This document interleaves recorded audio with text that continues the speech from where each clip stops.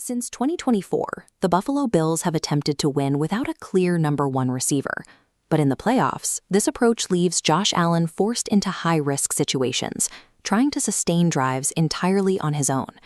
When the team traded Stephon Diggs, they moved over 100 targets and a massive portion of their offensive production to Houston.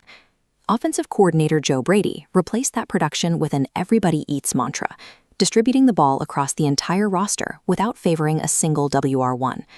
This strategy works in the regular season, but playoff intensity changes the requirements.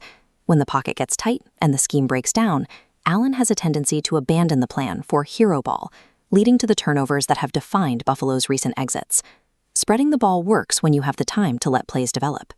In the playoffs, that time disappears, and the offense needs a dedicated target to act as a pressure release valve so the quarterback isn't constantly playing for his life. The Bills acquired DJ Moore this offseason as a specific countermeasure to this playoff regression. Dominique Foxworth argues that having a consistent yak threat like Moore changes the way defenses must attack, specifically by lowering the pressure on the quarterback. This schematic shows how Moore changes drive physics. A quick 3-yard pass turns into an 8-yard gain, bypassing the rush entirely. This eliminates the need for deep, high-risk routes. Safeties must step up to stop Moore, naturally lightening secondary coverage. During his preseason debut against the Panthers, Moore provided a clear proof of concept, quickly gaining 61 yards on just 3 total receptions. A reliable receiver creating yards after the catch acts as a shield for the quarterback, limiting the time a defense has to disrupt the pocket.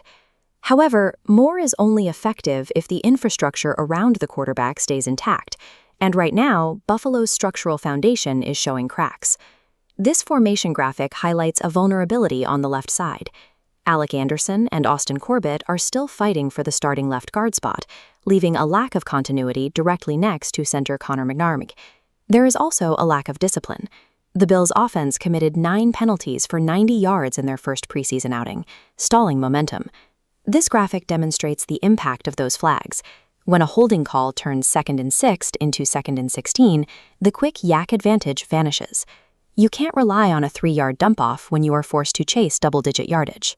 Compounding this is a mounting injury list, with 6 key players already sidelined, disrupting the chemistry required for the offensive line to protect the pocket. Even the surface itself is a factor. The new Kentucky Bluegrass at Highmark Stadium is struggling to hold its roots. Supplied by Tuckahoe Turf Farms, the surface was chunking up and balding during its first live test against the Panthers. Loose turf neutralizes Moore's explosiveness and puts Allen at risk when scrambling. An unstable field makes it impossible to maintain the timing this offense requires. The early returns on Moore suggest he can provide the release valve Allen has been missing. But if the team can't stabilize the line, eliminate the flags, or keep the field from falling apart, the pressure will once again fall squarely on the quarterback's shoulders.